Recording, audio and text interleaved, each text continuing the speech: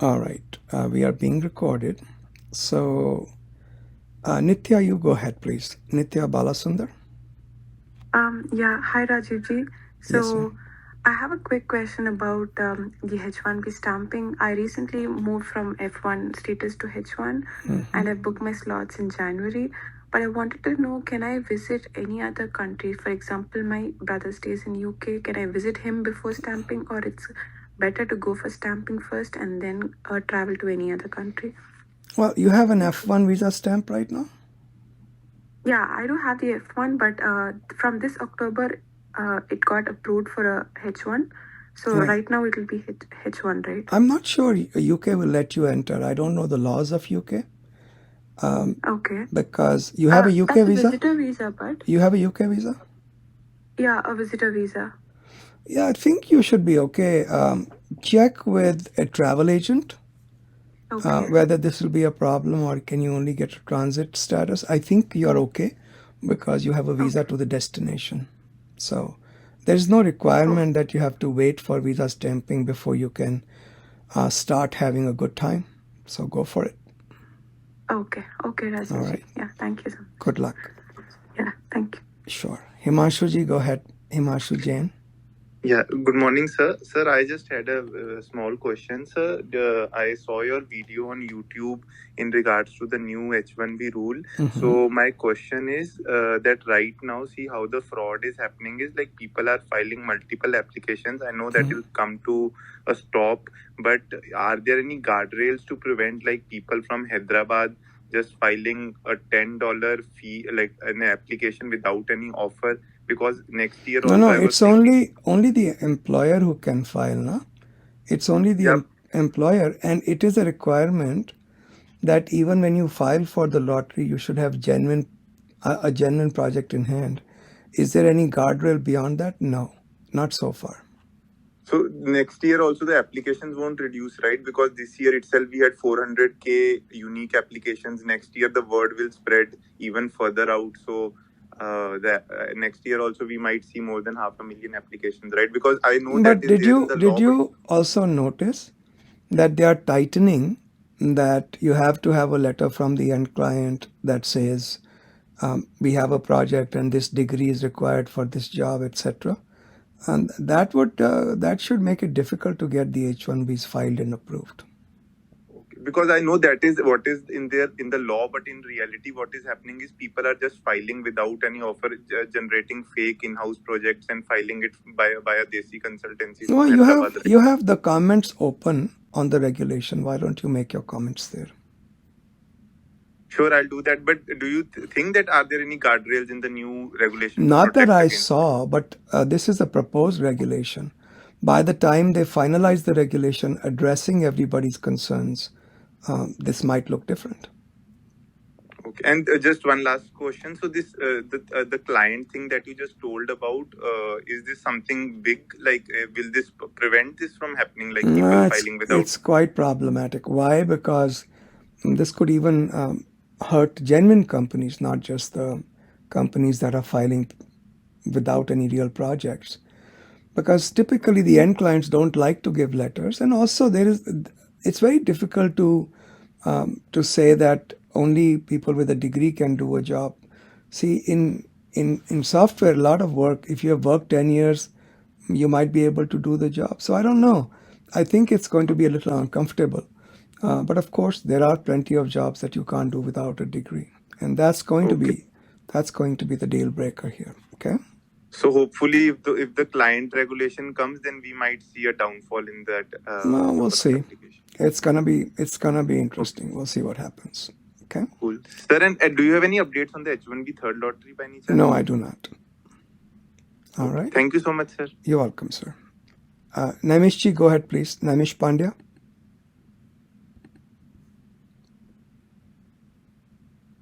Naimish. Okay. Oh, I'm sorry. I was on mute. No Thank you so much for arranging it. Sure. I will pick my question very short. My question is if one should be filing the EB1A And in that case, I wanted to understand the traveling scenario while your I140 is approved and you wait for your priority date is getting current, so you can file the 485. So Yeah, what is the you can travel. It's no problem.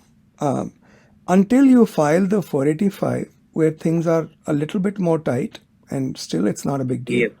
But just with the I-140 approval, there is no restriction on your travel, especially if you're on H1B. Yes, so that should be the main scenario, right? If No I'm not issue. in H1B and if one is a student, like That on F1 that visa, can that get should. tricky. I would rather have you talk with your lawyers, or come back here and tell us exactly where you are at. But Okay, that can get makes sense. tricky. Okay. Yeah, sure. Thank you so much. Good luck. Benedict, go ahead, please. Benedict Gerard. Yeah, Rajiv ji. Yeah. Thanks for hosting the session. So my question is, so basically I have now the STEM OPT, which is still June 2024, but my visa had been given only for 4 years initially, instead of 5 years for master's degree. So it got expired in July 2023. So my STEM OPT, but my STEM OPT is still June 2024. So right now, if I'm going to India for my visa renewal, so is it better to 6 months is pending, like from Jan to June? So my visa will be renewed, or else like I have like another top of the question, like if I get an admit from a day one CPT university, so will that because now I'm having a University of Cincinnati, my master's degree university, that is like pretty much good university. So having these two cases, like getting an admit from the day one CPT and transferring the service and getting the new I-20 from them, or go with my master's university 6 months of my STEM OPT for visa renewal. So what would you suggest out of these two? No, I don't think they are a great choice, either one of them. But at least with the 6 month remaining, you have a better shot, I think, than with the CPT. Government often creates a lot of issues with CPT, but then it's not predictable or consistent. Yeah, that's true. But it is safer to go with my normal university. Yeah. I think so. Okay. Okay. Yeah. Good luck, sir. Thank you. And also, I have another only small follow-up question. So, doing a PhD in a day one CPT or a normal university, does that affect an EB1 or like EB2? Because it is based on a research, or like they will. No, EB1 is not that easy to just contain in a sentence. But having a PhD in the United States should help. It's a positive factor. Okay, but it's not determinative. You can't say, I have a PhD, give me an EB1A. It doesn't work like that. That's true. But it not depends on particular university. If we do in day one CPT, then the better the university, the better are your chances. Government recognizes different tiers of universities. Okay. Thank you. You're welcome. Good luck. Srisha, go ahead, please. Hello, Rajiv ji. Thank you for organizing this. Yes, sir. So I have two questions. First one is, to give context, my H1B is approved, and I got it approved through consular processing. But there is an option to activate the H1B or keep it as it is. So right now, my status is F1 OPT. My question is, how long can I keep it open? Because I have 3 years of STEM currently, and in Jan I can apply for STEM extension. Would you recommend that I get it approved ASAP, or should I apply for I would personal. This is personal. This is not really legal. I would rather get it activated, get it done. In the new regulations, the government is asking for suggestions. Yeah, you may want to mute yourself. The government is asking for suggestions on what to do in those cases where people get the approval and then they don't go for visa stamping for a long period of time. They are addressing the concerns of people who are outside USA. But I don't know what the final law will look like. It's still a ways off. I mean, we'll know what the regulations are. They have to be published. And usually we'll get a little bit of notice before they become final. So right now there's no law that says you have to get it stamped within a specific period of time.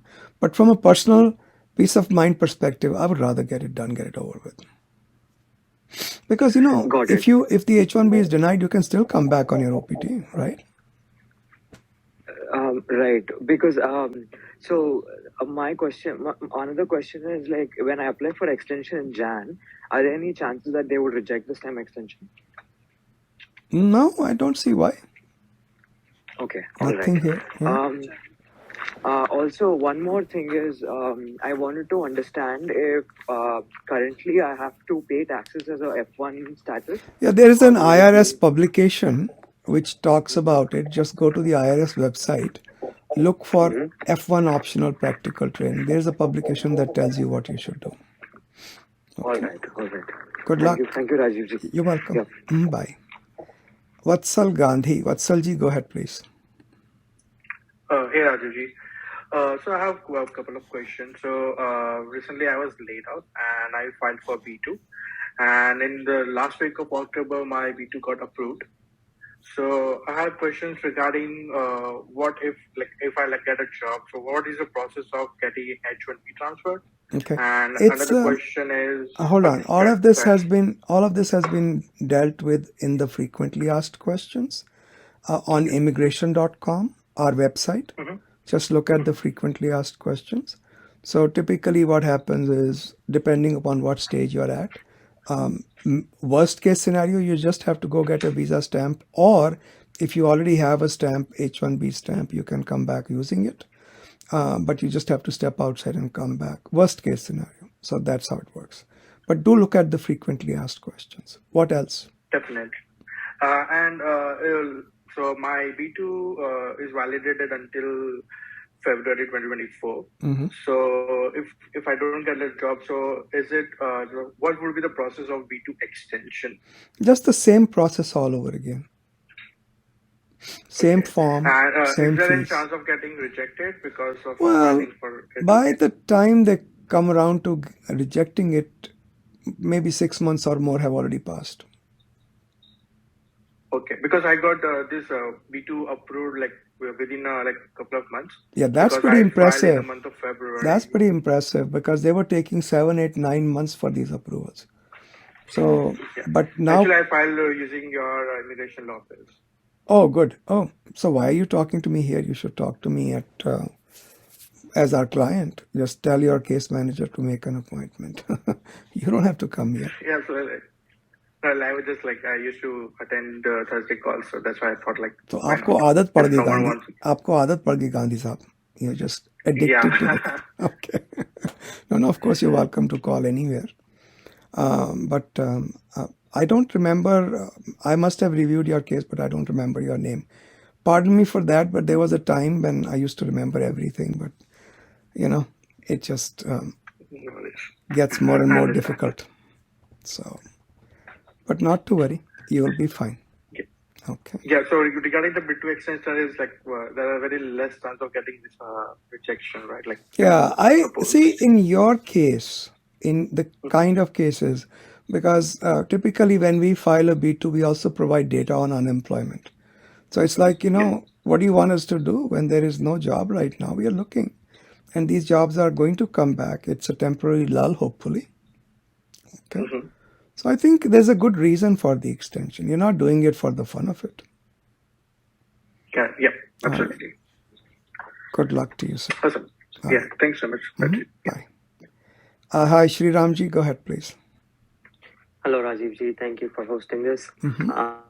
So my question is, so currently I'm on my STEM OPT and I'm working for a company in Boston. So my visa expires in May 2024, and this is my last chance to get my H1 file. I mean, to file for the lottery. This is my last chance. In case the H1 gets rejected, I would love to explore the option of day one CPT. So what would be the procedure to get my F1 extended without leaving the country? Yeah, you have to find this is what I recommend, not required by law, but I would recommend it, that you find a job that, find a course that actually enhances your career and your job profile. Okay. So I'm actually looking at your resume. Programming languages, Amazon, selected projects, PACE, Dayanand College. And you should also have Amazon lawyers evaluate your resume for an O1A. It doesn't hurt to check. I'm not part of Amazon. Unfortunately, I was laid off. Well, any employer that you will find eventually, and they should also look at O1A option. Okay. Okay. So keep in mind that your curricular practical training should be for a program that is not just randomly picked. It is carefully selected. Okay. Yeah, sure. Good luck. So what is the procedure for filing the extension? I'm sorry. What extension? Like my visa expires in May 2024. No, you won't get a visa stamping right now. I mean, by May 2024, the new program for visa restamping may be in place, where you can just mail your passport to maybe Kentucky or Washington, D.C., and they renew the visa. But right now, there is no way to renew the visa, but there is a way to roll over your I-20 to a new school. That's not an issue. And the school does that. Basically, what happens is you work with the new DSO and maybe with the old DSO as well, and decide upon what the separation date from the school will be. And then and this is very important to work this right. Sometimes I've seen rookie DSOs don't know and they won't inform you, but it's important to have a separation date on which you roll out of the old university into the new university. Got it. Sure. Thank you very much. You're welcome. Appreciate it. You're welcome. Vimalji, go ahead, please. Good afternoon, Rajiv ji. Thank you so much for organizing these calls. It's very helpful. Of course. I've been trying to find an answer to my question online, and from USCIS, but I was not able to get a clear picture. I'm currently I was on STEM OPT. I got my H1B petition approved through premium processing. I was under the assumption that to get a stamping in India under the interview waiver, that it has to be within 31st of December 2022. No, there's no such rule. There's no such rule. No. That the Dropbox feature is only applicable till 31st of December 2023. And because of that, I booked the appointment in January, and I don't know if that's going to be honored or not. No. Hold on. There are two kinds of waivers, right? One is the Dropbox when you're applying in the same category of visa. So if you already had an H1 visa, it expired within the last couple of years, you go through Dropbox. That's one Dropbox. The other one is interview waiver, which is also a Dropbox, which is available for F1, H1, J1, some of these visas.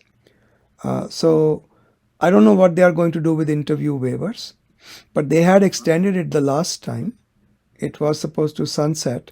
So you can go to the consulate website in India and see what they are doing with interview waivers, visa interview waivers. Okay? Yes, so there were certain criteria under the new website. So I applied and I am approved for an interview waiver.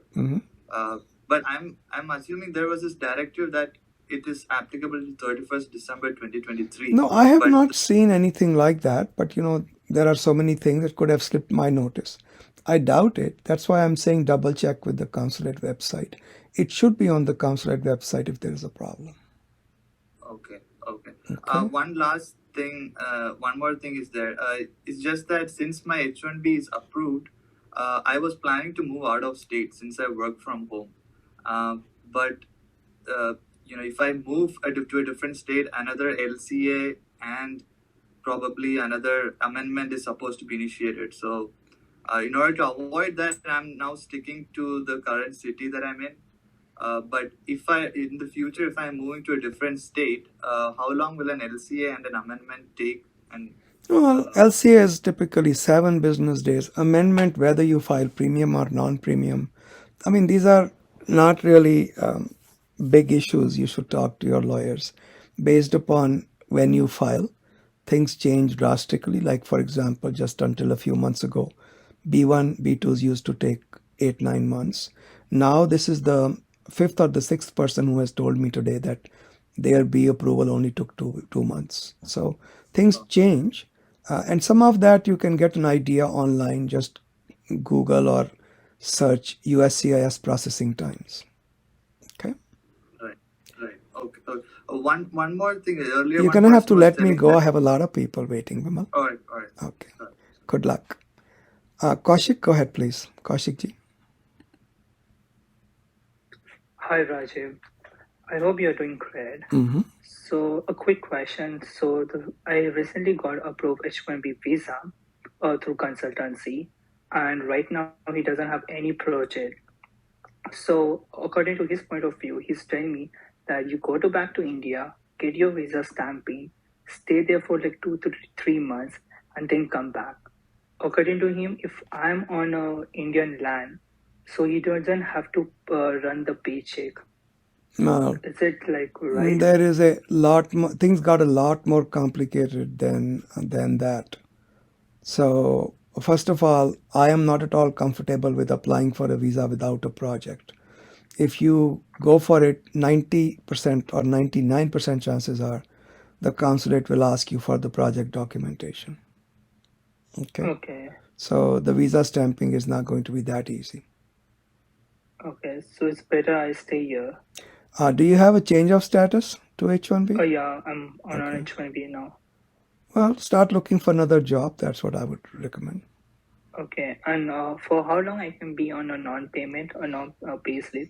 The law says the employer has to start paying you the day you report for duty. And for people who are in the US, normally up to 60 days, nobody cares. Sometimes the employer can accommodate even longer times. This is a complicated issue, again, to be discussed with your lawyers. But you have a lot of freedom. The employer does not. If I am the employee and I call the employer, all right, sir, my H1B was approved yesterday. Today I want to start working. They should start paying me right away.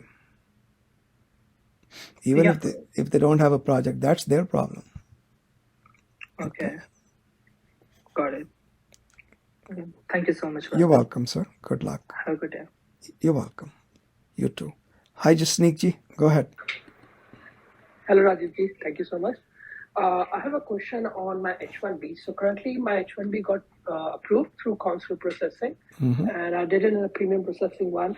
So right now I'm planning to go to India for my stamping early next year. But I want to check. So right now my status, I would be still on F1, and my H1B won't be activated until I get the stamping, since it's through consular processing. So I want to check if in case, like, God forbid, if there's a layoff that happens with me, I would still be considered, my H1B approval would stay, or it will get automatically. This issue has been discussed in our frequently asked questions also. If you go to immigration.com, and my opinion is, if you ask the USCIS, they'll say, unless your visa is stamped or you have received change of status, we don't consider you to be exempted from the lottery. But as a practical matter, I must have gotten, if not hundreds, at least dozens of H1B approvals and transfers in cases where there was no change of status and no visa stamping. So what they say and what they do are different. But I would not take a chance, Jasneek ji. If I were you, I would either get a visa stamp or I would just file for change of status while within USA to H1B, which is like filing a new H1B but cheaper, and it doesn't require lottery. Oh, got it. Okay. Good luck. That's it. Thank you. You're welcome. Piyush ji, go ahead, please. Hi Rajiv जी, मैं H1 पे हूँ अभी, and मेरे को lay off कर दिया है. तो I'm thinking to change my status from B1B2, and I am having like 50 days around that time in hand. I'm just worried if I apply for B1B2 visa, what if it gets denied, and I'm staying over the 60-day grace period in. Well, as long as a timely filed request is pending, you are not illegal in the United States. Okay. and let's say that gets denied, if you leave within a reasonable period of time, there is no problem. Okay. Oh, okay. And will I get a B1B2 stamp in the United States? You or won't get how a does it stamp, work? you'll get status. So that means you can status. stay, but if you try to travel outside USA, you have to go for a visa stamping. Okay. Okay. All right. And okay, that's all from my side. I really thank your time today. You're welcome. Good luck, sir. Thank you. Viraj ji, go ahead, please. Viraj Rathod. Yeah, hi Rajiv ji. I just had a question regarding PERM. So my PERM has been filed a couple months back, and I wanted to ask what are the grounds for refiling it. So let's say my address, whatever was on file, gets changed. Oh, that is irrelevant. Dekho, and the PERM depends upon your job location. Your personal address is irrelevant. Awesome. Okay. And the job title, if that changes, then it gets refiled. Well, it's not the title that I worry about. I worry about the job description. The title is the least of the issues. Okay. More than 75% or something remains the same. Well, I don't think there's a percentage, but if the job is, they call substantially the same, you're okay. Otherwise, you have to restart. So the whole I140 process is irrelevant to these 2 points. The whole I140 process is, I don't understand the question. So I just wanted to ask, what are the grounds for refiling? It's just the company change and the job. Well, it could be a denial. What if you get denied? Right. Okay. So, I mean, that's a difficult question to answer because I could probably write a book on this. How many times, how many ways things can be denied, what kind of technical reasons. Yeah, I got the relevant questions. Yeah. So, thanks. All right. Good luck. Good luck.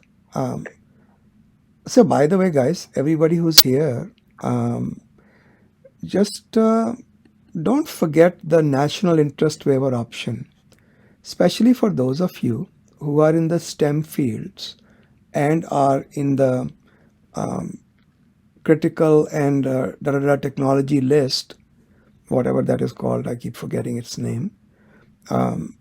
Critical and something technology list published. Emerging technologies. Yeah, thank you. Thank you, Rajiv. It's on the White House website. And if you look at it, first they'll give you the main technology areas like artificial intelligence and advanced computing. And then they'll have further breakdown.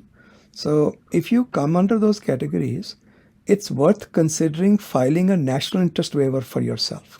Okay. Why is that good?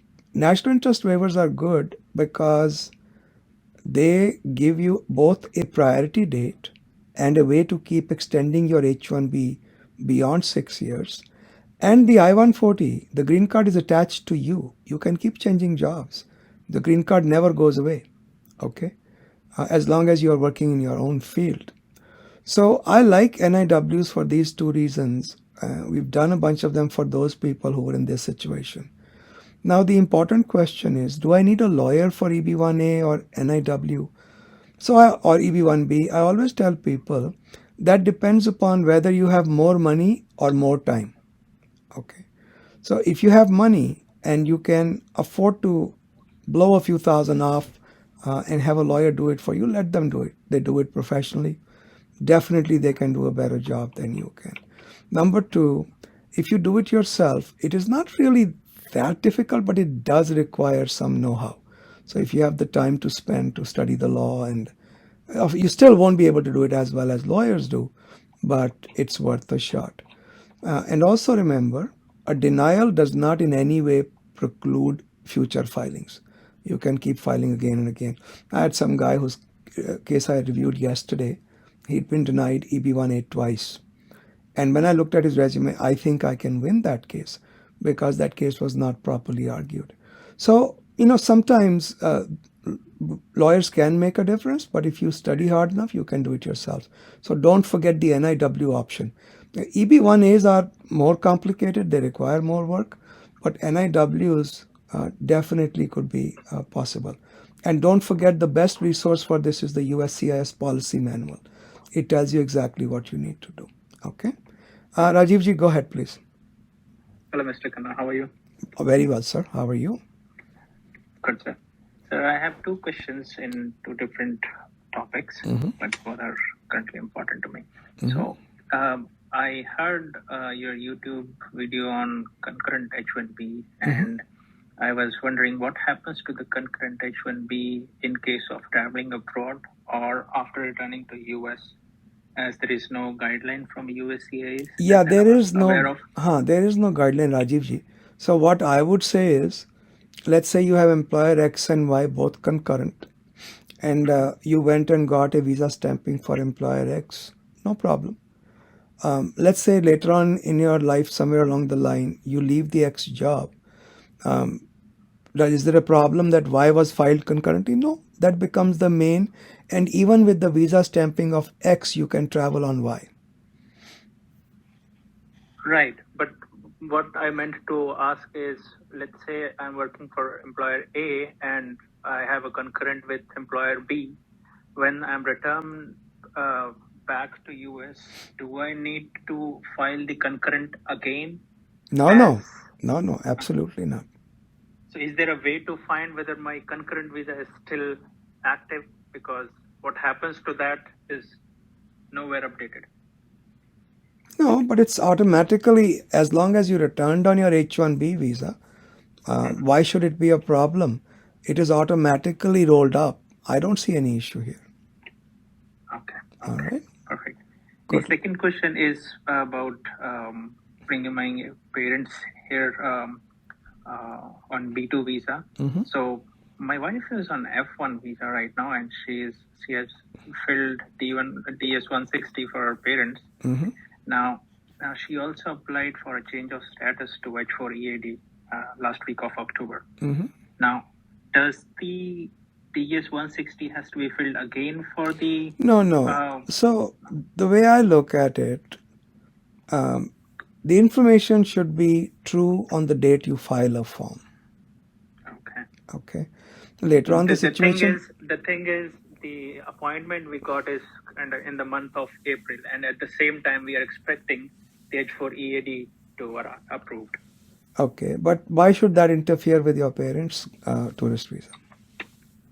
It's for my in-laws, not, For her parents. So what she can do is, she can instruct her parents that they should let the consulate know that your status has changed to H4 EAD.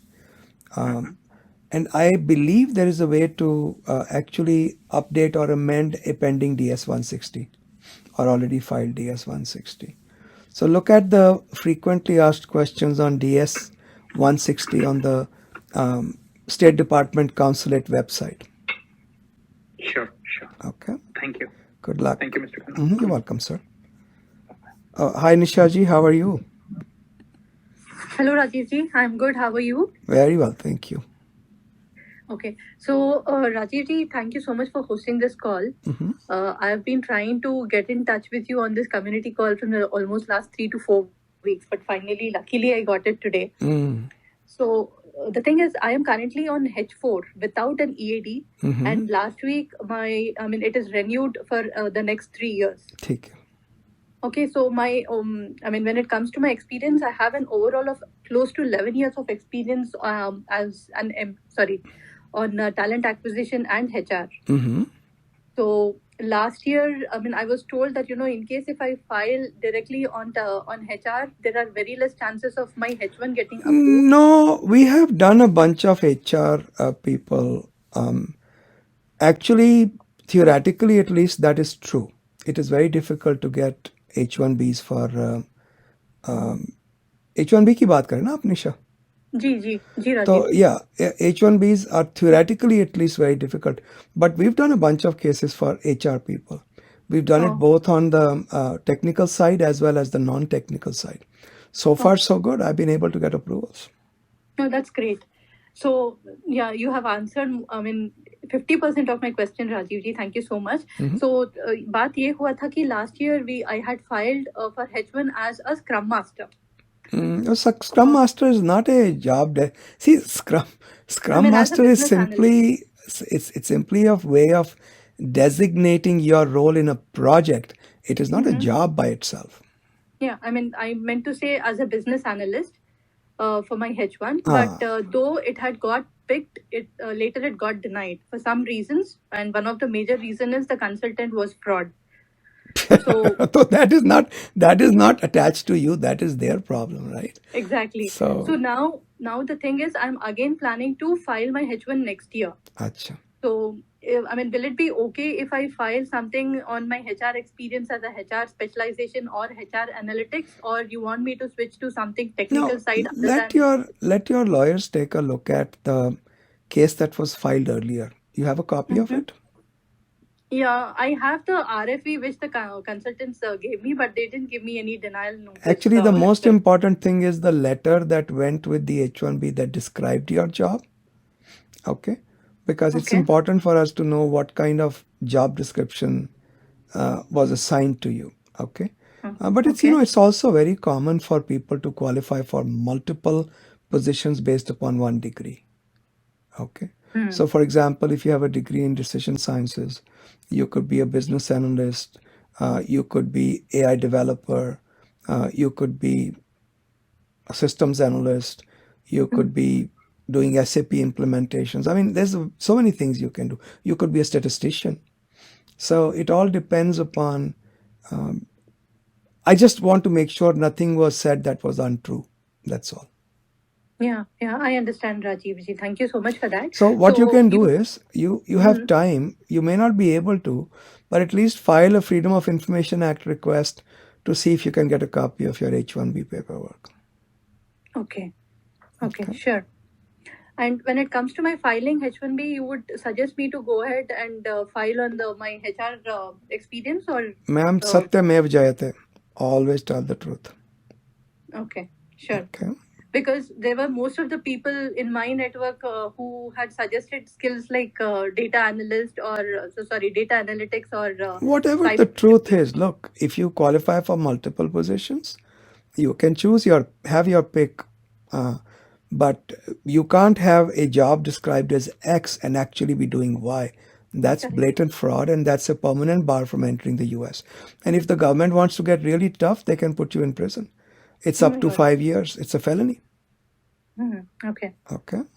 Yeah, thank you so much, Rajiv ji. You're welcome. You have answered all my questions. Of course, my pleasure. Good luck. Yeah, have a great day. Thank you too, ma'am. Bye-bye. Bye. Karan ji, go ahead, please. Yeah, hi Rajiv ji. Thank you for giving me this opportunity. So I'm on currently H1B Rajiv ji, and my origin of country is India.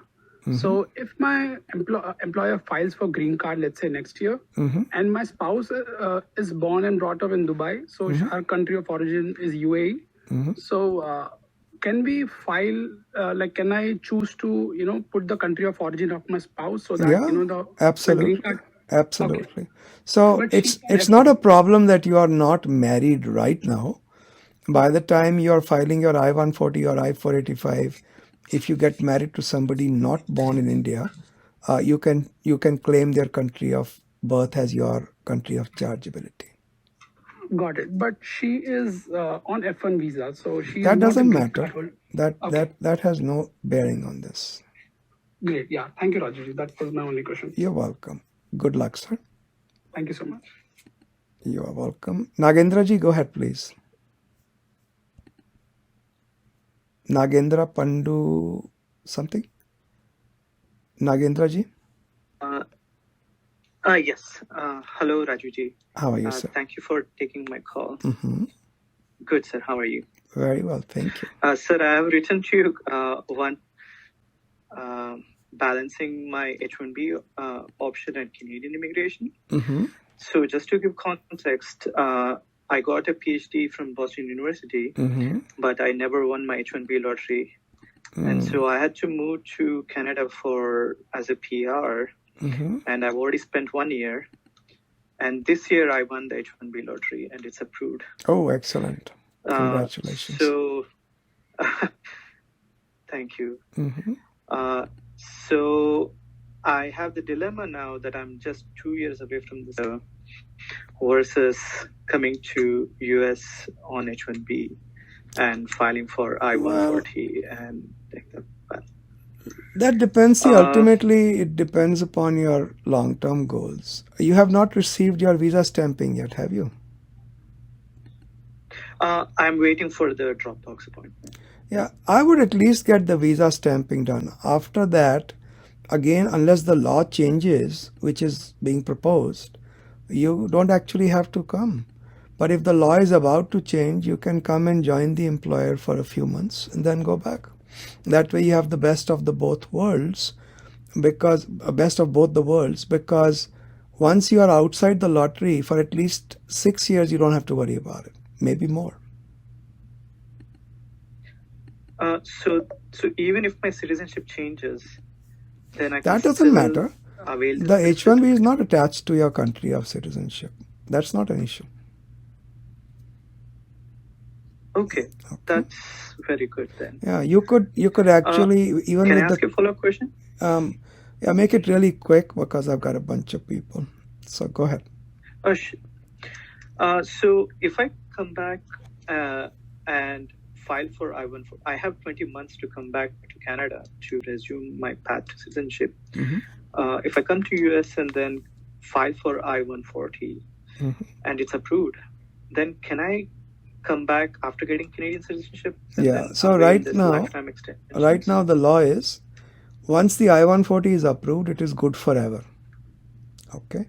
In addition, the priority date is yours forever. So yeah, there is an advantage in getting the I-140 approval. Okay. So, okay, even if I leave, that's even okay. If you leave. So you need to talk to your lawyers when the time comes, but all of this is possible. All right. Okay. I gotta go, sir. Also, Rajiv, I gotta go, sir. I gotta go. Thank you, Rajiv. All right. Good luck. Yeah, thank you so Nikita ji, go ahead, please. Sorry, guys. I'm trying to cover as many people as I have. Please try to prioritize your questions so we can move through as many people as we can. Nikita ji, go ahead, please. Hi. Yeah. Thank you, Rajiv. So I'm trying to file the NIW under EB2 category. So because I believe I can be eligible based on the Biden administration document that was released recently. So my question is, if my employer is paying for the NIW petition that I am filing for, because the PERM process is taking a long time, instead of that, if they are willing to pay for the NIW, then will I still get the chance to move switch companies, however, based on the opportunities I get in future, or do I have to stick to them until my current date is? Are they the ones filing on your behalf? Are you filing on your own behalf? I want to file on my own behalf, but I'm not sure if they will be filing, because based on hold on. It's a very narrow issue of law. This is something you need to have researched by your lawyers or anybody else. This is what I remember. So don't quote me on it. Don't depend upon this advice. Okay. I remember, even if the employer files your national interest waiver, you are still free to move around as long as the basis on which the national interest waiver was granted remains the same.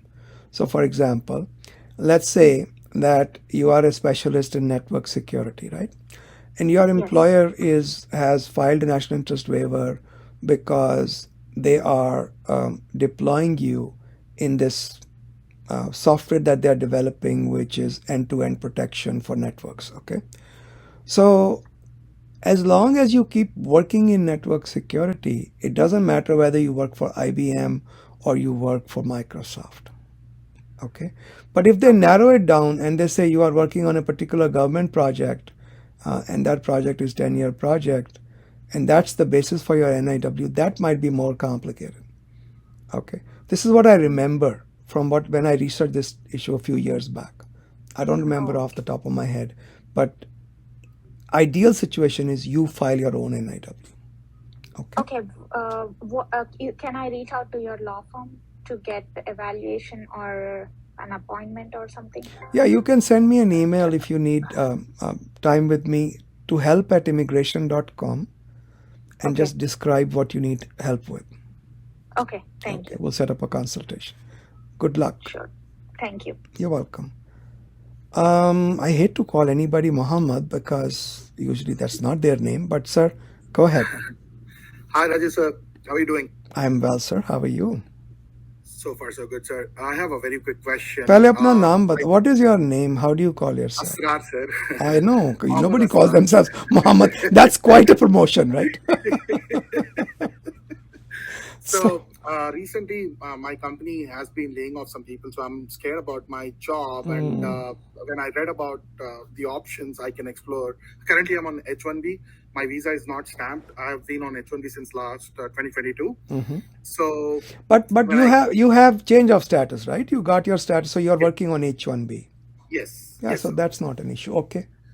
So I wanted to know what options do I have other than B1 or applying for B1 or B2 visa, and what are the chances of if I end up applying for B1 visa, what are the chances that it will get approved? Yeah, B1, B2s are getting approved. So many people have said that, especially when you get laid off unexpectedly. So I am not worried about that. You should be able to get at least some time to stay in the United States. And I personally think most people will be able to get B1, B2 approval. Okay. Gotcha, sir. Thank you so much, sir. You are That's all I welcome. Don't worry. Nothing is going to happen overnight. Okay. I really appreciate that, sir. You're Thank you so much. welcome. Kapil ji, go ahead, please. Kapil Arora. Hey, Rajiv ji. Hello, sir. Thank you for hosting this call for the immigrant questions. Mhm. So my question is, I'm on the L1A visa. I've been working on the L1A from the last 5 years, Mhm. and my company has some internal policy, and that's why they are not filing it under the EB1 category. Yeah, that policy is called squeeze the blood out of immigrants. Exactly. So right now, only 2 years I have in my hand, and my spouse You is know the what? H1B. Hold on one second. See, what happens, Kapil ji, is many of the people in managerial level might qualify for EB1A also, as well as NIW. So you should look into those options. That way, I don't say that every manager qualifies, but the way I see it is typically somebody who's got 10, 15 years of experience, they are, number one, they check mark 3 boxes right away. One, they have performed critical role for distinguished organizations. So that's one criterion. Number 2 criterion is peer review, because you typically review the work of other people. Now there is some gray area there. Sometimes the government will come back and say that, oh, you have to be performing peer reviews outside your job, like for example as an editorial board member, etc. And the court in at least one case, ZZ versus Kuchinali, said no, that's not a requirement of law. So we have filed cases like this. So far so good. And the third thing people often meet is they have high salary as compared to their peers. So when you meet these 3 requirements, EB1A may be possible. So look into that, and also look at national interest waiver. And that way you cut the strings off your company. So देखो ना, अगर national interest waiver हो जाता है आपका, so let's say you get the national interest waiver this year, and your employer files EB1A 2 years later, you can carry the priority date of the national interest waiver into the EB1A. So you wasted no time. But national interest waiver would be helpful to like maintain my status after 7 years. Can I stay here in Not US after 1 year? 7 years. That's not going to work. But national interest waiver milta hai. EB1A and O1A are very similar. So if you are going to get EB1A, you should also get O1A, for which there is no limit of number of years you can stay. Even on the L1A visa, huh? Yeah, L1A gets converted to O1A. You can do a change of status. So look into O1A, national interest waiver, EB1A. All right. Okay, I'll check with your immigration team. Like I'll contact with you to understand more You about can it. just email me your resume. I'll take a look. We don't charge for resume reviews. You can just send me your resume. I'll take a look at it. Yeah, that would be better. Yeah. Yeah. Thank And you, Rajiv ji. my email is help@immigration.com. Easy to remember. Okay. Yeah. All right. Good luck. Yeah, thank you. You're welcome. Bhutani ji, go ahead, please. Prashant. Hi Rajiv sir, Hello, thank you sir. for taking my question. I just have one question, but that is a little longer, so I expect चलो कर दो patience from फटाफट से everybody. कर दो. Let's wrap it ठीक up. है. So I worked in India for an IT company for about 2 years, and when I came here, they had a policy of 2 years of leaves without pay if you are going to study anywhere. So I took the advantage of that policy, came here. This year I graduated, began my OPT, and then I reached out to a few teams of that company here in US, so I can get any opportunity here. So in the month of July, we were able to clear a round of interview for one client, and they sent me a laptop, and they wanted me to join as soon as possible, but it didn't materialize at that time. That's fine, but the company started my Indian payroll because they wanted me to have here as an expat, and the problem starts in the month of August, where another opportunity came in from the same project. I cleared the interview and all those things happened. And then I was about to start, but nobody was beginning my payroll here in the US. So in the month of September, the problem starts. They want me to interview more candidates for them so that they can grow the headcount within the project. And I had no choice, and they didn't give me any offer or anything. But I had to work for them for a month or so, and in the end of October I just left, citing all these issues to them. So can we do anything in this regard? I was very frustrated for the last 2 months. They made you work without paying for the work, right? Yes. Okay, that's your problem. Yes. Okay, and you don't have a visa status to work in the US, do you? Yeah, OPT was okay, my you have visa OPT. status. All right. So what you do is, are you STEM OPT or first year of OPT? No, initial OPT. Okay, initial OPT, what you should do is, every state in this country has a state agency called Workforce Agency. Okay, they are known as different names in different states. For example, in Virginia, it's called Virginia Employment Commission. Maryland is Maryland, I think, Economic Development, something like that. Similarly, California has its own name. So if you look for the state workforce agency, they'll provide a number where you can call about employee complaints. Okay. You pick the phone up, you call that state workforce agency, and you tell them, I haven't been paid for work I did. Yeah, okay. But I just want to know, be sure about one thing, because they didn't give me any offer and didn't start my payroll. Well, so look, it's your word against their word. And there's at least a 50-50 chance that they will believe you rather than your employer. I can tell you this, there's better than 50-50 chance they'll believe you. Okay. So basically what they do is they get the employer on the phone, or they go pay a visit. And if they find that the employer should have paid you, they'll make them pay. It doesn't cost you anything.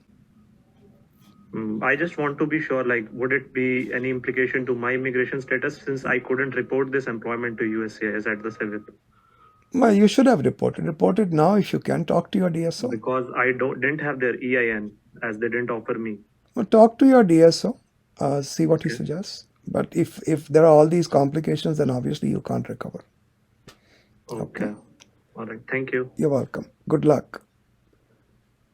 Jitendra ji, go ahead. Hi, Rajiv ji. Can you hear me? I can hear you. Yes, sir. For people who are waiting, guys, I only have about 20 minutes more. Then I have to go back to work. So I will not be able to take any more questions beyond this panel. Talk to me again next Thursday at our conference bridge. What we do there is I lock the conference after about, when I have enough people, and then I make sure I answer everybody's questions who are there. So show up early and stay, and I'll be able to answer your questions next week.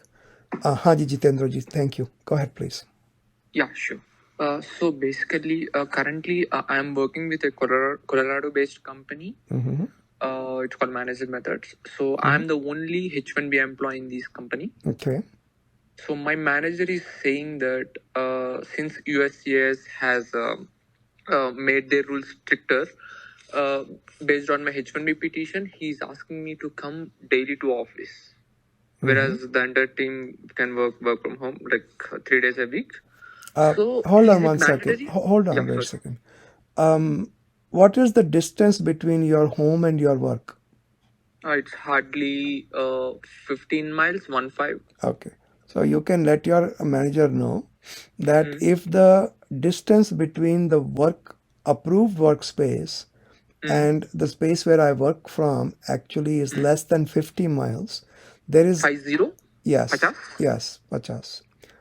There is hardly anything we need to do. Just post an LCA in my home. It takes very little effort, and there's no formality required that you have to go to USCIS for an amendment or anything. Okay. Oh, it means I can work from home. You can work from home with very little formality. So, and if he argues, tell him this was the case decided was matter of Simeo, SIMEIO. Matter of SAM? No, Simeo, SIM, SIMEIO. EIO. Yeah. Matter of Simeo is now the law of the land. So, and actually the formulation of it's in the regulations also. The regulations say if you are working within normal commuting distance, you don't need to amend the H1B. You just need to do an LCA posting at the work location. In your case, that's your home. It's a silly requirement, but you can do an LCA posting. No big deal. Yeah, so I just have to take a printout of my LCA and attach it to my refrigerator or wall. Exactly. Attach it to your refrigerator. Every time you grab a beer, take a look at it. Okay. Cool. So that's it, sir. I will let my manager know. So, cool. Right. Thank you, sir. Thanks a lot. Joshi ji, you made it. Neeraj ji, how are you? Hi Rajiv ji, I'm good. How are you? Good. Achha, I know you can't forget me, right? No, I can't. I have another Neeraj Joshi, whom I have known for now, I think 15, 16 years. He's been coming to our calls. He went with us all the way from student to actually getting the green card. So okay, well, I guess I'm going to. you are the next version. I'm liking Canada better. I'll tell you that. No, that you told me. Okay, so tell me, what were you thinking? So yeah, just we'll get married soon, and you know my situation. H1B job, Detroit side, Canadian PR in Windsor, resident. Right. There was a lot of discussion on our cross borders group that this H4 is a problem, and you are not actually residing. The underlying H1 is not residing in US. I am not aware of is any. Is the H4 problem or the EAD the problem, or neither the problem, and it's just. I am not aware of any such problem. Okay. Okay. Why should it be a problem? Now. Yeah, I mean honestly, because the H1 is being legally maintained, and you are not residing. The H1 doesn't need you to reside. I can't think. I mean, look, I haven't researched this issue specifically, but the easiest thing is. Let me think about what is the easiest thing. So why don't you just contact the USCIS customer service? Okay. Okay. It'll take you a while to get through. But when you get through, ask them this question. They'll probably put you in touch with an adjudications officer because the frontline staff will not be able to answer this question. Okay? And even easier, if you don't want to do that, just contact a congressman in Seattle. Or you are in where? In Windsor, Canada. In Windsor. So on this side is what? On this side of Windsor is Seattle? What is on this? Detroit, yeah. In fact, I know the congressman. He's from our community, right? So, Shri Thanedar. Who? Shri Thanedar, Michigan congressman. I didn't know that. No, that must be. Yeah, he's a Marathi as well. So just tell him, yo, kai sangetla. Just talk to him, you know. So unko bolo ke, you know, he can get it confirmed for you, and this will be in writing, so much better. Right. So before even I go for her H4 appointment, to concert and all that, right? Just check with just have them check with the USCIS. I don't think it's a problem. Okay. Okay, I see. And then actually the more important question was about my. I'm 1.5 years into this company's H1, and I think not even 1 year is left now. I'm 2 years into. They plan to switch me over to our company's Canadian payroll and make me a Canadian employee. Oh, I like that. In that case.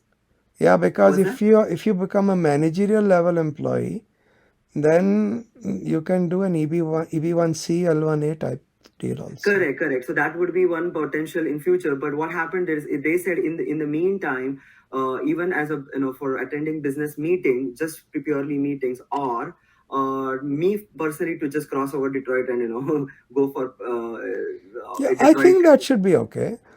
I apply for that B1B2 visa while my H1 is still active. Yeah, you can, but they will let you keep only one.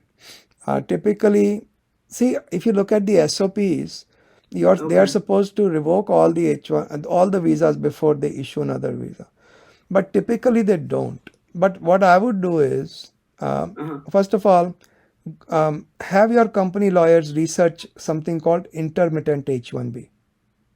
Okay. Right. So even if you went on to the payroll of the Canadian company, can you not use your H1B intermittently just to enter and exit USA? Just have your Yeah, lawyers that we research. already discussed, Rajiv, because I had that knowledge from you, and they said that they don't want to keep me on two payrolls. Then that point, they will just purely switch me to Canadian payroll Okay. and let me only go on a B1 B2 So for whatever. so they should let you enter at the border when you, let's say you let go of your H1 and you don't even have a visa stamp. They might let you just come in, but you're not a citizen yet. There's no guarantee of that. No, I need a B1 B2 visa stamp. That's Yeah, what my you need a question was. B1 B2 visa. Actually, you need a B1 visa stamp because you are going to come in for business reasons. So yeah, go get your. Well, that is one, but more so, I might end up coming actually for just for like visits to meet Okay. friends and stuff in Detroit. Okay, so then just get the B1 B2 approval when they move you to the payroll of Canadian company. That does not destroy your H1B. It merely puts it to sleep. It can be revived later if you need it. Correct. But the problem is B1 B2 visa is almost 1 year out dates. That's the problem, Rajivji. So I think while on H1, can I still apply? And if I appointment I get, Oh I yeah. go and Oh tell them? yeah. Can you make an appointment? Yeah, absolutely. Why not? Oh, okay. But at the time of the appointment, they should have made the switch, or actually even after the B1 B2 approval, they can make the Yeah, switch. they can. They can make the switch even after. I don't see why not. Okay. I just will make sure that I'll enter on B1 B2 only after they made the switch and That is let correct. the H1 go. That is correct. Okay, then it's very clear. I guess I can go ahead and at least get an appointment because Yeah. that's 1 year out anyway. So Sounds good. Good luck, yeah, Neeraj. thank you, Rajji. All Got right. everything answered. All right. Thanks. Have a Bye good day. bye. Haji, Deeptiman ji, I think I've met you before. Go ahead, please. Deeptiman. Hi, Rajiv ji. Yeah, we spoke before. I have a couple of questions. I don't know whether you remember. I have a EAD. I mean, 485 green card EAD. And but since I don't have a AP, so it's becoming difficult for traveling back to India and outside the But country. you have an right? H1B visa So stamp, sir. I have H1B, but I did not have a visa stamp yet because Okay. it's under renewal and I did not get the approval yet. Okay. So, but I'll eventually get it. I'm planning to go for a H1B stamping once within the country or maybe back in India. Right. So tell me one thing. If I have a H1B with my present employer and then I change job and I use that H1B to go in and out of the country, is that okay? Okay, so your question is, if I have my visa stamp through employer X and I move over to employer Y, can I use the same old visa stamp? Yes, and that employer Y maybe recruited me seeing my green card EAD. Oh, okay. And Okay, so hold on. So there are two separate questions. First one is, if I join an employer on EAD, how do I get back onto my H1B? And the answer is, whenever you travel outside USA and come back showing your H1B visa stamp and your H1B approval with the new employer, you are back on H1B. Okay. Even if I have a EAD. Even if you have used your EAD. When you come back, don't use the EAD, just put it in your back pocket and forget about the EAD. Just use your H1B. Okay, so I have already been paroled a couple of times with None of that matters. None of that matters. If you return on an H1B visa and a new H1B approval or an approval through the employer you are working with, you are back on H1B. Okay? No. I mean, what I'm telling is I have the EAD with me right now, and Sir, I'm having an employer EAD X. doesn't mean anything. Using the EAD means something. Okay, so now I decide. Okay, fine. In the month of January 2024, I get a H1B and I go out of the country with H1B, and or maybe I change my employer. Okay, and I joined employer Y, showing that I have a EAD, but I have a valid H1B stamp from my employer X. If you look, you're making it too complicated. Let me just tell you this. You change employers using your EAD. You want to go back to H1B, tell them to get your H1B approved. It will be approved without status. You go outside USA, get a visa stamp. If you don't have an H1B visa stamp already, if you already have an H1B visa stamp through another employer, whenever you return, show them the visa and show them at the airport your approval notice. You are back on H1B. It doesn't matter if you moved on EAD. Okay? Your lawyer should be telling you all this. Yeah. Okay, so another thing is it possible that you can file 485 EAD from your own pocket if the employer does not want to do it? Sure. 485 is your application. It's not your employer's application. Okay, so so if the employer says that no, we're not taking an immigration, you can do it yourself. Responsibility. Yeah, you can do it yourself. Right? Yep. No problem. Last question, sorry, BM. Regarding EB1A, is it necessary that you have to be in a managerial position in your present company? Not at all. That's EB1C. No, EB1A does not require managerial role, but it usually, in the industry, it's usually easier for those people. Okay, so I back in India, like I have a 20 years experience, and back in India, I was in managerial role for maybe 6-7 years. Yeah, see, let me rephrase that. It's not only managerial role; it's critical role. So if you are a senior enough technical person, that's good enough. Okay, or that might be good enough. Okay, but why my employer? Okay, so my employer is suppose very skeptical about filing EB1. Well, you can always. Deeptimanji, you don't need your employer. You can pay for it yourself and do it yourself. EB1A does not. How much money I have to shell out? Sir, I don't know the answer to all those questions. Our fees are on our website.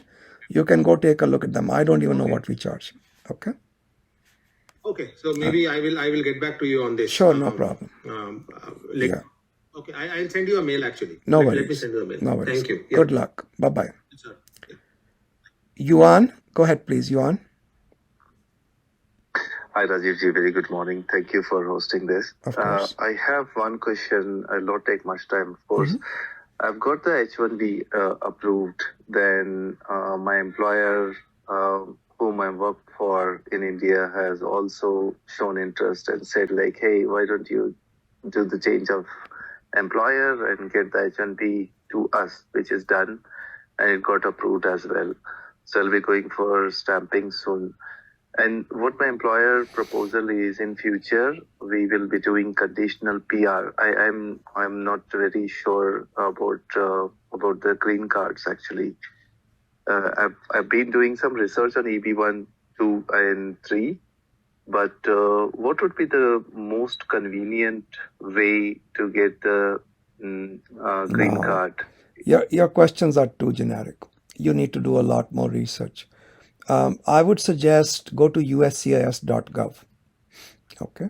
Okay. Of course, I would say also go to our website, immigration.com. But you can go to any one of these websites. There are plenty of websites, and we are not the only game in town. But I usually tell people to go to uscis.gov, read up, sharpen your questions, and come back. I'll try to answer them for you. Okay. Right. Got it. Thank you. Thank you, Rajiv. Yeah. Just to let you know, a large majority of the people go through labor certification process, which is called PERM, which gets you EB2 or EB3 based upon your qualifications and the job requirements. So EB1 is rare, but of course more and more people want EB1 because it's faster. All right? Got So it. just do Thank some you. research. Thank you so much. You're welcome. Good luck. Karanji, go ahead, please. Hello, Rajiv ji. Quick question here, since most of people have taken lots of time, so I won't take long. No, I'll Quick answer the questions of people who are already on the panel, but I won't be able to take new questions. So go ahead, please. All right, yes. So I was on an H1B working with Walmart earlier in June. Then I was working for a subsidiary. It got sold to another company, and that company laid me off in September this year, which is almost like 55 or 54 days ago, I would say. And now I was reading about how to make sure that I can stay longer in the US, and I came about with this B2 visa, which lots of people talked about it earlier as well. My question is that when I file it online, it just says H1B1 instead of H1B. Can I still do it? There is an error in the form. So they should have put down H1B as well as other categories of H1B, H1.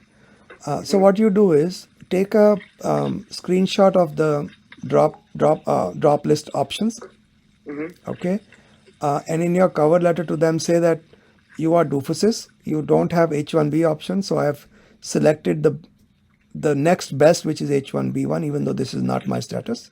My status is H1B. Okay, so add that to your letter, and I think you are safe. That's a problem they have created. It's not your issue. Okay. And in terms of the reasons, why do you want a B2 visa? What should I put in? You Obviously, should I want it always for a tell new the job. truth. Always tell the truth. You can go to our website, immigration.com. On the very top ribbon, there is Rajiv's blog. Go into that. Third entry is, I think, how to apply for a B2. It tells you exactly what to do.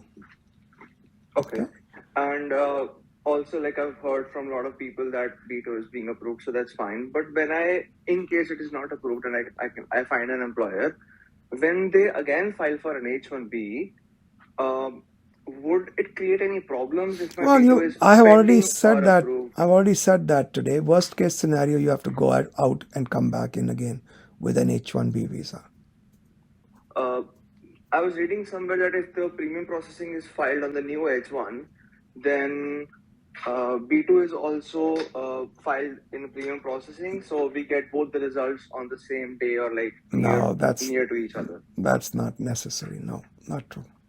I saw a tweet on USCIS from the USCIS, so that's. But that's still not true. I don't care what they say. Okay. All right.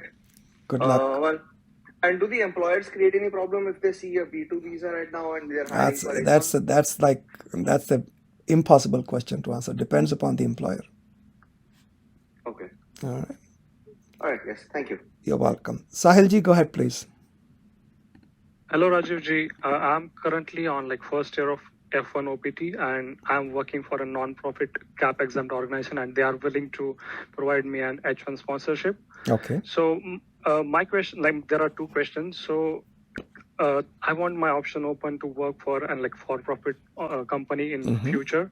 So what are my options? And second question is can this non-profit organization apply my H1B through cap rounds in March? So that's an interesting question. Can a cap exempt H1B apply for cap H1B? To the best of my knowledge, yes. Why wouldn't they be able to? Okay. What are your options? That's a book. I'll have to write at least 3 or 4 chapters on that. But you can go to our frequently asked questions. This issue has been discussed many, many times. Okay. So that's what I would recommend. Your options are open. There's nothing wrong with your options. Okay, so just one follow-up question on that. So if I get H1B in cap exempt, so how can I work for a for-profit company in future? In future, you'll have to go through the lottery. So there's nothing stopping you from applying for a lottery every year while you are still working on cap exempt H1B. Okay, Rajiv. Thank you. Okay, you're welcome. Good luck. Ranjitji, go ahead, please. Good afternoon, Rajiv. Thank you for taking your time. My question is I used to work for an full-time employer, but my H1 is selected through one of the consultancy. So I converted my full-time employer to his consultant. So we wrote a contract for 6 months, and my H1B got approved. But the consultant, he paid me for 2 months, originally like how it's supposed to be. After that, he's not giving me the pay slips and a paycheck, and even I am asking for them for the my H1B approval notice. Sir, how and they are long not how giving long me. has this been going on? Actually, I started with them in a June, and for the Are you June and sure July, that your H1B was approved? yes, sir. When I sent my H1B packet, I supposed to report to my college, right?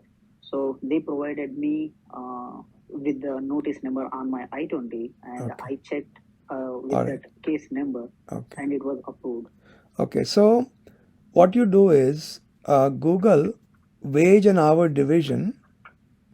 Let me tell you, I think the form is WH4. Hold on. WH4 WHD. Let's see. Yeah. So just Google WH4, one word. Okay. Space WHD. Okay. So WH4 is the form you file. WHD is the wage and hour division of the US Department of Labor. Okay. Okay.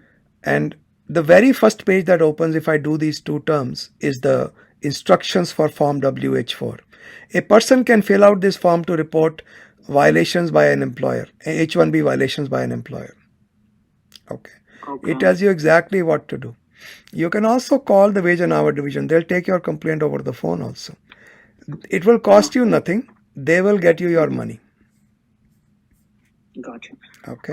The thing is, Rajivji, because they are holding up my I-797 receipt approval. Yeah, that's okay. That's okay. What you can do is, while you're doing this, also apply for a B1B2. Okay. And in the B1B2, attach a copy of the WH4 form and say you don't have a copy of your approval notice. And actually, I would even file a police complaint, because a copy of the approval notice is your right, and the I-94 that comes with the approval notice is absolutely your property. It's not the employer's property. So at some point you can even file a police complaint. But to protect yourself, first thing is call the wage and hour division. Talk to them. They are very friendly to employees. Yes, sir. Understand. Okay. And the only concern that I have is in a future, like when I am applying for my green card, people are saying that you need an experience. Yeah, don't listen to people. Listen to what I'm telling you. That is the best move you have, because it also gives you a perfect defense why you won't have paychecks for the last few months. Yes, sir. Understand. Okay. Do what I'm telling you. Yes, sir. Yeah. Good Thank luck. You very much, sir. You're welcome, sir. Yeah. Yeah, Kishorji, go ahead, please. Yeah, hi, Rajiv. So the thing is, I have been, my H1B has been applied and approved in my previous organization. It's approved, and I have the petition number as well. They shared me the petition number. And I have one I-129 form. But meanwhile, before going to the visa stamping, I moved to a different organization. I'm in the new organization, and here they are telling with the petition number and I-129, they are unable to transfer my H1 from the previous one. They should be able to, Kishorji. With the petition number? Yeah, they should be able to. I know that we have done it in the past. Okay. I think it's not possible from this. Probably they try any consultant outside. I think it should be possible, Kishorji. Okay. Okay. But what are you supposed to do if you don't have a copy? But it has been approved, right? You have the approval number. And they have not given you the I-94 either, because that's your property. You can actually file a police complaint. They have to give you the I-94. The approval form tells you are entitled to only a copy of the approval, not the original, but you are entitled to the original I-94, not the copy. Okay. And with those details, my new company can transfer it to them. I think it can. I mean, I would try it. I know that we have done it in the past. All right. And how long this petition number is valid for transfer? When you say petition number, I'm assuming it's the receipt number. And how long is it valid? I mean, there is no limit on it. As long as the H1B was approved and it was approved for a certain period of time, let's say 3 years, then it's good for 3 years, right? Okay. Then. All right. And if I want to try any consultant outside for the transfer, like H1, like how much does it cost? Or it depends on the consultant. How much will it cost? Is that what you asked me? Yeah. You shouldn't have to pay a single penny from your pocket. Any company that asks you to pay for this, they are sleazebags. Get away from them. It's illegal. Okay. All right. Okay. Good luck. All right. Divyenduji, go ahead, please. Divyendu Roy. Divyendu. Oh, I'm sorry. I'm not sorry. I was on mute. Sorry. Oh, no worries. Go ahead, please. Thank you, Rajiv, for helping all the confused immigrant souls. No, that's not a problem. So my question is related to approved NIW and job loss or job change. So I am preparing for my NIW this week, like by myself. Okay. So NIW, healthcare, and AI. So hold on. Let's just separate the information here. Okay. First of all, if you get an NIW, it only one thing I'm assuming you're India born, right? Not Bangladesh. Yeah, I'm born in India. Yeah. So India born, you're not going to get any tangible benefit beyond a certain point from an NIW. Right. But let's say your I-140 gets approved. Okay. Mm-hmm. One more door opens for you, which I forgot to mention when I talked about NIW's advantages. There is something called exceptional circumstances EAD. Okay. If you want to go to our website, that's the only write-up I know which I really like. So if you go to our website and you put in the search, put down in quotes, exceptional circumstances EAD, our search is faceted search. So you will be able to see, there are X number of entries in news category, Y number of categories. So you want to look for the entries in my blog. There should be only 4 or 5. Read up on exceptional circumstances EAD.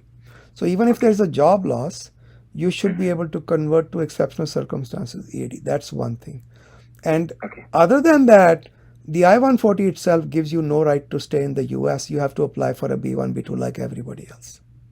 So in that scenario, for example, I lost job, 60 days grace period, and go back to India, for example. Okay. So how I can come back to India? Like again, I have to. You need an H1B. You need an H1B, or you have to wait 15 years when your dates become current and the consulate is ready to interview you. You might have to do some additional paperwork to inform the government that you want to convert to immigrant interview in consulate. That's called Form I-864. So, yeah, write that down also. So in case you need to do that, but then you'll have to wait there, and because this doesn't require a job, you can get your green card while you are in India. Okay, and in that scenario, like for example, the traditional H1B. So if you lose job, so if you don't get a job within this particular renewal space, you have to again go through the lottery. So No. So that's a totally different scenario. So first of all, once you're selected in the lottery, you typically are free of the lottery problem for 6 years. Right. Okay. Now, let's say you leave USA and go outside, and you stay outside for 1 year. Right. Okay. Now, after 1 year or more, 2-3 years, you have an option. You can still come back on the H1B that you already won, which means you're not subject to the lottery. Another employer can transfer your H1B without going through the lottery. But you will only have the time remaining on the H1B. Whatever you used, you won't have. So if you used 2.5 years and then you were gone for 3 years, now you still have, you now have only 3.5 years left on your H1B. Okay. So if you take the remaining time, what is called the remainder option, then you are not subject to the lottery. But if you want 6 years back again, which you are entitled to after you are outside USA for 1 year, then you have to go through the lottery again. Okay. Even after approved I-140 NIW? Even after approved, none of that matters. Oh, damn. Okay. Okay. And thank you for one last thing. By the way, One last thing, Dibyenduji. If you have an I-140 approval, you can pretty much get indefinite H1B extensions. So you don't have to worry about 2.5 years or 3.5 years remaining. As long as your priority date is not current, you can keep getting extensions. And also I'm preparing for EB 1 year, where I need your help, not now. Of AI course, and that's healthcare. always a good idea. I recommend that at least take a chance. Yeah, you were saying so that something. maybe after 3 months, I'm reached you because I'm preparing my profile, like judging, No worries. conferences, these are the things. So because this is I'm doing by myself, I don't have enough money. So No, that's what I tell people. Again, yesterday, remember I was talking about this guy who had 2 EB1A denials. So he's also an entrepreneur. So I told him, I said, listen, if you have more money than time, let me do it. But if you have more time than money, do some research. It's not rocket science. Anybody who's done a PhD knows how to present information. When you write your thesis, that's what you are doing. Okay. So it's not some special mumbo jumbo I am going to do. Just that I'm a little better at this because I know the law at a deeper level. No, but for EB1A, I need your help because what you do, I really appreciate, and you are on No, best absolutely. best person Absolutely. in technology, especially AI, and I am working in Oh healthcare boy, and AI. don't get me started on AI, quantum computing, biomechanics, biomechanical engineering. These are all my favorite topics. Yeah, so I would surely reach you. By the way, one guy called Jinal Kalpesh Shah, he was on your panel. He was in pain, but somehow he refreshed and he's out of your pain. But he has some important Okay. question, and he wants. Is he here? I think I'm not sure. Jinal Kalpesh Shah is there. Didn't I answer his questions? Hold on, let me see. I don't see him. Can you see him? Oh, I see. It's a her. It's not a him. Okay. Oh, sorry for that. Okay, I didn't see you. Yeah, no, thank you for telling me that. I just saw her. Yeah, I remember. I saw her drop off. Thank you so much. हाँ जी बिल्कुल. ठीक है दिव्येंदु जी. The very best of luck to you, sir. Okay. Thank you. I will reach you 2-3 months later. Yeah, no worries. Absolutely no problem. Have a nice day. Bye. हाँ जी Shah साहब, how can I help you? Thank you, Rajiv ji, giving me opportunity. Like I by mistakenly left and had no hopes of coming back. No worries. Dibyendu ji was very kind. He pointed out to me. I actually pinged every person in the panel. Okay. Yeah. I have very urgent question. Ji. So I was laid off from employer A on July end. Okay. Then I joined employer B on September. I found another job and they transferred my H1B. Okay. But my H1B transfer is still in process. Okay. And they are also planning me to lay off due to the market situation. On November 30 is my last day. Okay. And my transfer is still in process and it's not approved.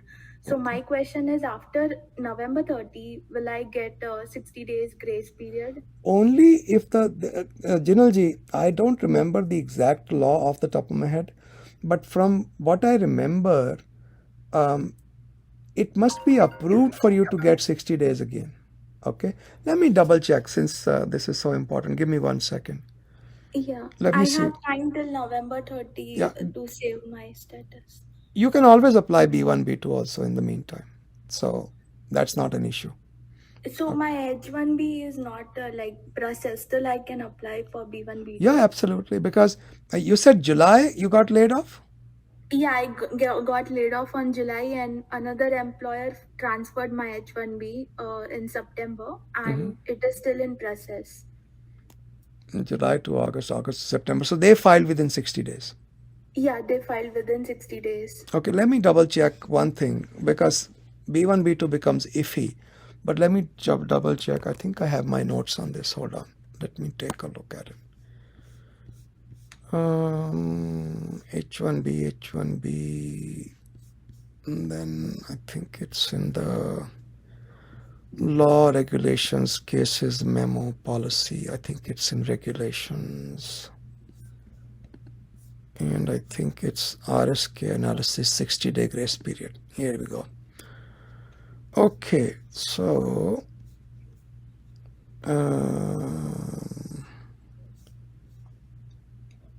10 days period, then an alien admitted or otherwise provided status in H1B and his other shall not be considered to have failed to maintain non-immigrant status solely on the basis of a cessation of employment on which the alien's classification was based for up to 60 consecutive days.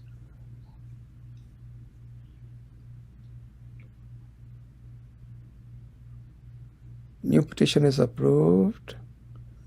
When does the 60-day grace period begin? What if I voluntarily leave my job? Okay. Let me look at the frequently asked questions from USCIS on this issue.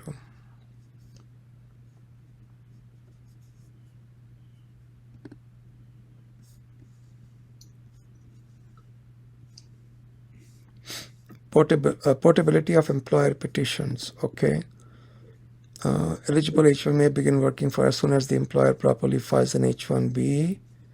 A worker with can I port to a new H1B employer during the grace period? H1B portability allows eligible H1B non-immigrants to change employers to a new H1B employer and begin working for okay. If you are in another status apart from H1, you to change your status from H1, you must wait for the petition to be approved. Okay, change of status. Okay, this one doesn't explain much. So let's go back to my own notes. This is all 10 days period, 10 days period.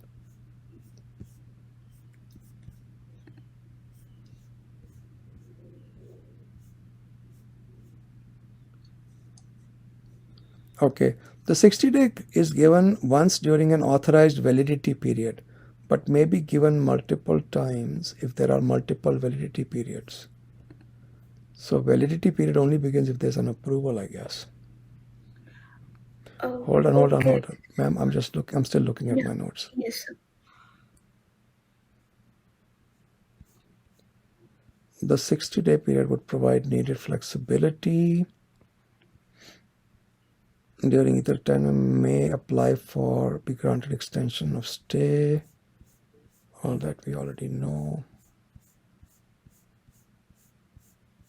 So I remember coming to the conclusion that the H1B must be approved.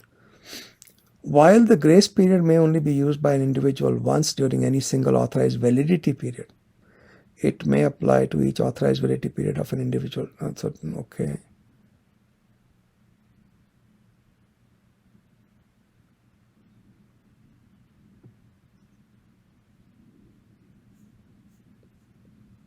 Does not limit the scope of employer violations.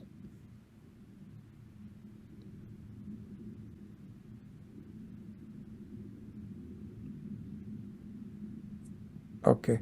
DHS notes the individual may be eligible for the 60-day grace period if they port to new H1B employer and the petition for new employment is denied prior to the expiration of the validity period of the previously approved petition on which they may. However, the 60-day grace period would not apply where a petition for new employment is denied. Yeah. I don't think you'll have 60-day grace period if the case doesn't get approved. But it is in process, so it's neither approved nor rejected. Yeah, but ultimately, if it gets approved, then you have 60-day grace period again. But if it does not get approved, then you don't have 60-day grace period.